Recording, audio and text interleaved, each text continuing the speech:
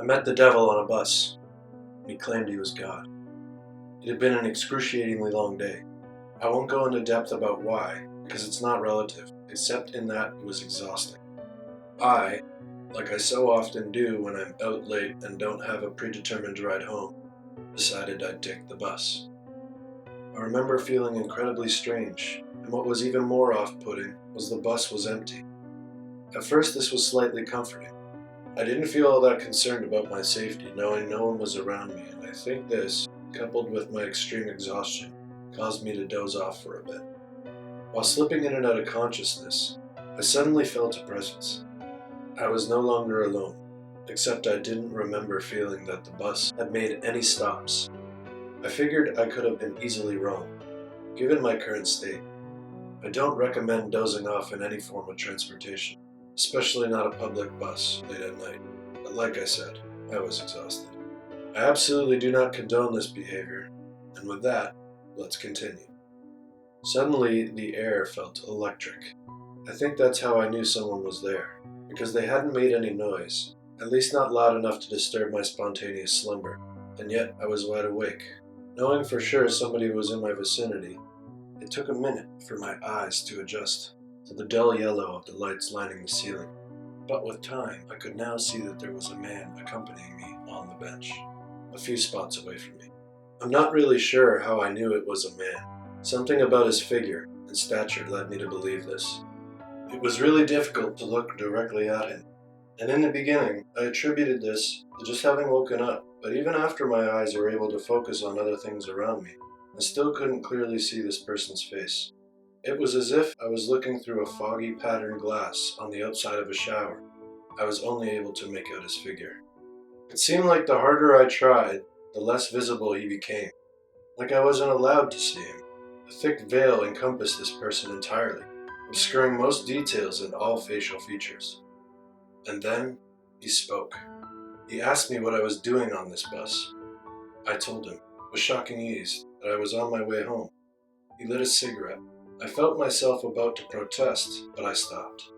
Instead, I watched the tip of the cigarette brighten as he took a drag, a cloud of smoke following immediately after.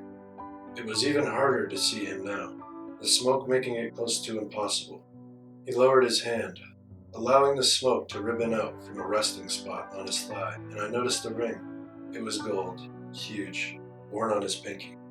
It had the number 666 imprinted on it. I asked him why he had the ring, and in return, he asked if I knew what the number means.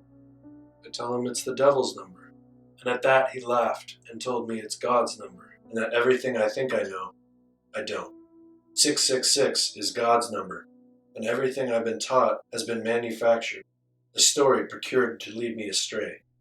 Heaven and hell did exist, only my perception of heaven and hell are backwards. One of the devil's greatest tricks is implementing a dialogue that made people long for what they think is heaven. People spend all day making decisions, being a good person, all in the pursuit of seeing the white gates.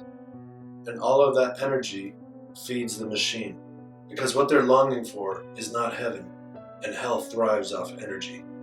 God isn't who I think he is, and the devil isn't who I think he is.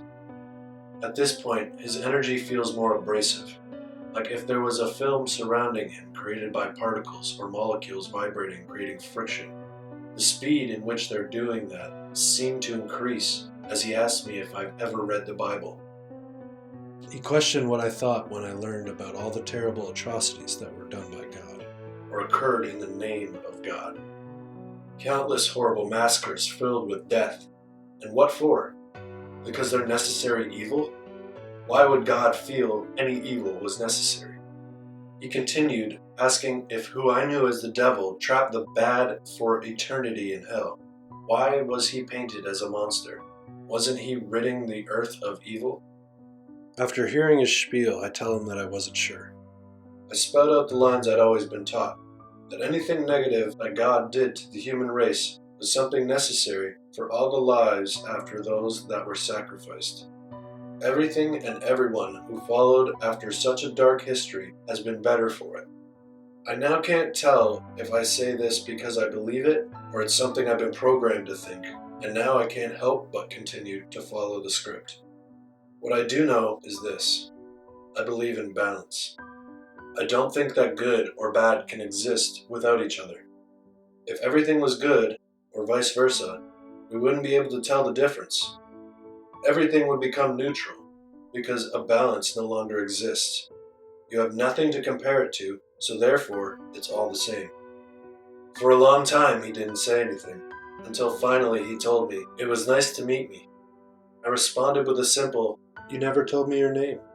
I desperately wanted to know who this mysterious man was. He laughed again before he said, "I'm who he knows as evil, and yet he's anything but." He stands. The bus stops, and he exits.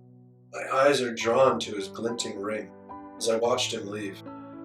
The air seemed to thin once he was gone, and I felt like I hadn't been breathing all of that time.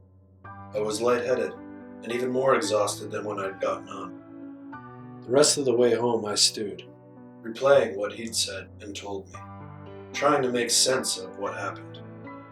I decided I wanted to see him again.